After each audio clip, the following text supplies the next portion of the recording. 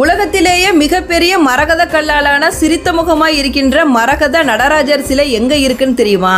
திரு உத்தரகோசமங்கை கோவில்ல தான். சிவபெருமான் பார்வதி தேவி மட்டும் காணுமாறு முதல்ல நடனமாடியது உத்தரகோசமங்கையில தான். அதற்கு அப்புறம் தான் சிதம்பரத்தை அம்பலத்தில் ஆடினாரு.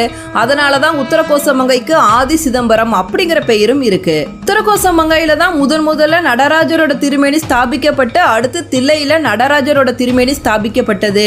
இந்த இரண்டு சிலைகள் தான் உலகத்துல இருக்க மற்ற கோவில்கள்ல இருக்க நடராஜர் சிலைகளுக்கு எல்லாம் மூல சிலைகள். இந்த ரெண்டு சிலைகளுக்குமே கழுத்திலோ இடுப்பிலோ பாம்பு கிடையாது, தலையில கங்கை கிடையாது, அறையில புலித்தோல் கிடையாது. மரகத நடராஜர் சிலை எப்ப பார்த்தாலுமே சிரித்த முகத்துடன் தான் இருக்கும். நம்ம என்ன குறைகளோட போனாலும் அந்த முகத்தை பார்க்கிறப்ப நம்மளோட குறைகள் எல்லாமே பறந்து போயிடும்.